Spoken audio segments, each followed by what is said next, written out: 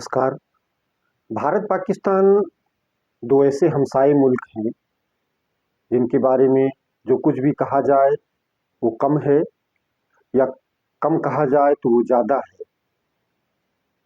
अभी हाल में दोनों देशों में तनातनी थी। पहलगाम में आतंकी हमले के बाद से भारत ने कहा कि हम आपका आतंकवाद ख़त्म कर देंगे। पाकिस्तान ने जवाब में कहा कि आतंकवाद कैसे आप ख़त्म कर दोगे, वो तो हमारे भाई बंधु हैं। इसके बाद दोनों देशों में युद्ध हुआ या युद्ध की नौबत आई।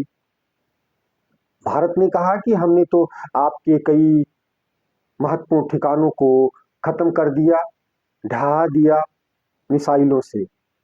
उधर से पाकिस्तान ने कहा कि हमने तो आपके आधे हिंदुस्तान को ही ख़त्म कर दिया। जैसा कि दावा वो लोग अपनी जनता के सामने करते हैं वहाँ के नेता, हमेशा की तरह उन्होंने इस बार भी यही कहा कि हमने हिंदुस्तान को बहुत बड़ी शिकस्त दे दी है। असल में ये प्रॉब्लम या ये समस्या दोनों देशों की है। दोनों देशों में नेता एक जैसे ही हैं। आज़ादी के पहले लगभग एक साथ ही थे, तो बहुत सारी चीज़ें दोनों देश के नेताओं में मिलती जुलती हैं। देश की जनता भी लगभग एक जैसी ही है, वो अच्छा अच्छा सुनना चाहती है। खास करके पाकिस्तान में तो वहाँ एक हिस्से में आग लगी हो, ज्वालामुखी फटा हो, बाढ़ आ गई हो, तो दूसरे हिस्से के नेता कहते हैं कि उस हिस्से में जन्नत आ गई है। भारत में भी लगभग उसी से मिलते जुलते हालात हैं। नेता ऐसे ऐसे दावे और वादे करते हैं कि जनता खुश हो जाए, ताली बजाए। विपक्ष भी लगभग यही करता है, वो हमेशा खामियां निकालता है, हिंदुस्तान में भी पाकिस्तान में भी। लेकिन इस युद्ध के बाद बड़ी विचित्र स्थिति बनी है, कोई हार मानने को तैयार नहीं है। पाकिस्तान वाले कहते हैं कि हमारे यहाँ तो कुछ हुआ ही नहीं, हम ही ने हिंदुस्तान पे कई जगह मिसाइलें दागी और भारत की तरफ से आने वाली मिसाइलों को रडार से चिन्हित किया, स्पॉट किया और उनको मार गिराया। वो तो यहाँ तक कहते हैं कि हमने हिंदुस्तान के राफेल विमानों को भी मार गिराया। जब हम हिंदुस्तान की बात करते हैं तो ऐसे ऐसे दावे हैं कि हमने उनके बहुत सारे आतंकी ठिकानों को जीरो कर दिया, नेस्तानाबूद कर दिया। पता ही नहीं है कि अब वहाँ के एयरवेज सिस्टम अब बचे भी हैं कि नहीं बचे हैं। निश्चित रूप से भारत के नेता जो कहते हैं वो भारतीयों को अच्छा लगता है, पाकिस्तान के नेता जो कहते हैं वो पाकिस्तानियों को अच्छा लगता है। यदि कोई परेशान हुई इस युद्ध में तो सीमावर्ती जिलों में रहने वाले लोग, चाहे वो भारत के हों या पाकिस्तान के हों। फिर भी इतना तो तय है कि ज्यादा झूठ पाकिस्तान वाले बोल रहे हैं।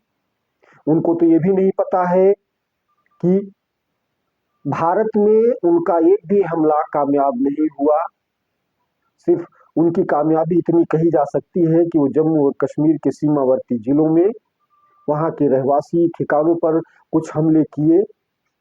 ये हिंदुस्तानी सेना का थोड़ा सा फेलियर हो सकता है कि वो इसमें कामयाब कैसे हो गया। दुश्मन देश, वो दुश्मन देश है तो दुश्मनी निभाएगा, उसका जितना बन पड़ेगा उतना करेगा।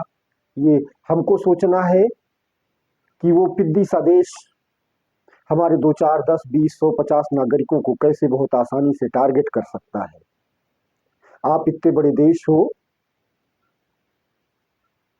तीसरी विश्व अर्थव्यवस्था बनने का दावा करते हो, इसके बाद भी यदि पाकिस्तानी जैसा देश आपके पहलगाम में आतंकी हमला करवा के 26 लोगों की जान ले लेता है, उसके बाद जब युद्ध छिड़ता है तो कश्मीर के सीमावर्ती जिलों में रहने वालों की सामत आ जाती है, उन पे जान पे बनाती है, कितनों के घर बिछड़ गए, कितने के परिवार के लोग चले गए।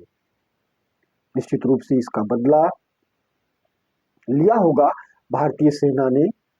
वो आंकड़े नहीं मिल पाते, पाकिस्तान वाले उसको बताएंगे नहीं, वो मानेंगे भी नहीं। उनके तो हजारों लोग भी मर जाए तो वो कहेंगे कि नहीं, कोई घायल भी नहीं हुआ है। वहाँ के नेता बेशर्मी की हद पार कर चुके हैं, ये हर कोई जानता है।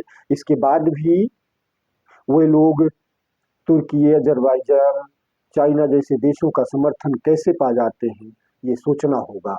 क्योंकि ये दुनिया को सोचना होगा कि पाकिस्तान एक अमानवीय देश है, मानवीयता वहाँ पे जिंदा नहीं रही, तो फिर उसके साथ सलूक भी उसी तरह से किया जाना चाहिए। हिंदुस्तान इजराइल की कॉपी करने चला था, काफी हद तक इसने किया भी है, लेकिन पाकिस्तान को वो नुकसान नहीं पहुंचा पाए हम लोग जो जिसका वो जिम्मेदार था या हकदार था। आपने पानी बंद कर दिया है, उम्मीद थी कि पूरा पाकिस्तान प्यासे मरेगा, लेकिन अभी भी कुछ हुआ नहीं है। वहां के लोग जश्न मना रहे हैं। फिर भी पाकिस्तान में भी कुछ लोग ऐसे हैं जो वास्तविकता स्वीकार करते हैं। वो मजाक भी खूब बना रहे हैं अपने देश का। जब किसी से कोई पूछता है कि ये बताओ जरा कि भारतीय मिसाइलें जब पाकिस्तान की सीमा में आ रही थी तो आप लोगों ने उसे रोका क्यों नहीं, तो उसका जवाब उसी अंदाज में दिया जाता है कि अरे हम लोगों को लगा था कि हिंदुस्तान या हमसाया मुल्क हिंदुस्तान, वहाँ हमेशा त्योहार मनाए जाते हैं, त्योहारों में पटाखे फोड़े जाते हैं, तो उन लोगों को ये लगा कि वो लोग पटाखे फोड़ रहे हैं, इसलिए पता ही नहीं चला कि मिसाइलें कब आई, कब पाकिस्तान की पूरी व्यवस्था ध्वस्त करके, बिजली व्यवस्था ध्वस्त करके, पानी व्यवस्था ध्वस्त करके चली गई, पता ही नहीं चला। कहने का मतलब ये कि पूरा पाकिस्तान अभी भांग के नशे में नहीं है। कुछ लोग हैं जो अभी भी नॉन वेजिटेरियन है, साग सब्जी खाते हैं, रोटी चावल खाते हैं, इसलिए उनकी अक्ल थोड़ी सी ठिकाने रहती है और ये मानते हैं कि निश्चित रूप से भारत ने, पाकिस्तान ने नुकसान तो किया है। अब ये अलग बात है कि वही एक वर्ग है जो मानता है कि अब पाकिस्तान में बचा ही क्या है, सब कुछ तो हमने गिरवी रख दिया चाइना के नाम, जो कुछ और बचा है उसे हम अमेरिका को दे देंगे, फिर विश्व बैंक को दे देंगे, तो हमारे पास जब कुछ बचा ही नहीं है तो नुकसान क्या होगा। रही बात जनता की, तो लोग कहते ही हैं कि मुसलमान पैदा होने के लिए मरता है, उसमें ये भी जोड़ लेना चाहिए कि कीड़े मकोड़ों की जिंदगी जीते हैं और कीड़े मकोड़ों की मौत मर जाते हैं, इसलिए उनको कभी भी कोई गुरेज नहीं होगा कि वो मर गए या उनके यहाँ पानी नहीं है, बिजली नहीं है, सड़क नहीं है। तो इसके बाद भी भारत को इस खुशफहमी या गलतफहमी में नहीं रहना चाहिए कि पाकिस्तान अपना कोई नुकसान नहीं कर सकता। जो देश हमेशा बार बार कहा जाता है कि जो देश खत्म होने के लिए या मिट जाने के लिए ही बना हो, वो किसी भी देश का, चाहे वो अमेरिका जैसी महाशक्ति ही क्यों ना हो, उसका नुकसान तो वो कर ही सकते हैं। हम 100 मरेंगे तो 2-4 को तो मार ही देंगे, ये उनके मन में हमेशा से बैठा हुआ है। इसलिए भारतीय सरकार दुनिया भर में ये कहने से कि हमने तो युद्ध लड़ा, हमने आतंकवादियों को मारा, उससे ज्यादा अच्छा होता कि पैसा इस पे खर्च करते कि चिनाब नदी, झेलम नदी पे हम बांध कैसे बनाएंगे, जल्द से जल्द आप बांध बनाओ और पानी का कंट्रोल अपने हाथ में ले लो, उसके बाद फिर पाकिस्तान से समझौता करने की बात करना, या दुनिया में अपनी साफ और स्वच्छ तस्वीर दिखाने की आपको जरूरत भी नहीं होनी चाहिए, क्योंकि आप दुनिया को दिखाकर कुछ कर नहीं सकते और दुनिया आपकी कभी मदद करने नहीं आएगी।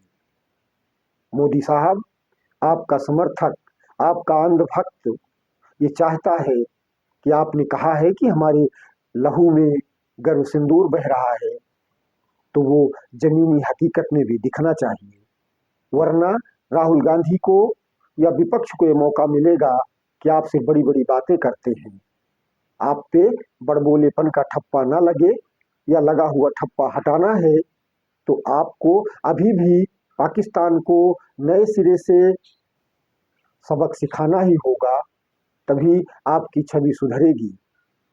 आपको दुनिया में अपनी छवि बनाने से अच्छा है कि हिंदुस्तान में छवि बनाइए। और आप कह रहे हो कि आपकी लहू में, आपकी रगों में गर्व सिंदूर बह रहा है, तो ये दिखना चाहिए पाकिस्तान को भी कि उसकी तपिश वहां तक भी पहुंच रही है। तभी देश की जनता आपको 56 इंच का सीना मानेगी। मान तो रही ही है, अंधभक्त मानते भी रहेंगे, लेकिन यदि आप ऐसा कुछ नहीं करते तो अपने अंधभक्तों के साथ, अपने समर्थकों के साथ आप गलत बयानी कर रहे हैं, उनके साथ धोखा कर रहे हैं। ये आपको शोभा नहीं देता। इतिहास ये सब याद रखेगा। जब कभी भी आप सत्ता से हटेंगे तो ये चीजें सामने जरूर आएंगी। नमस्कार।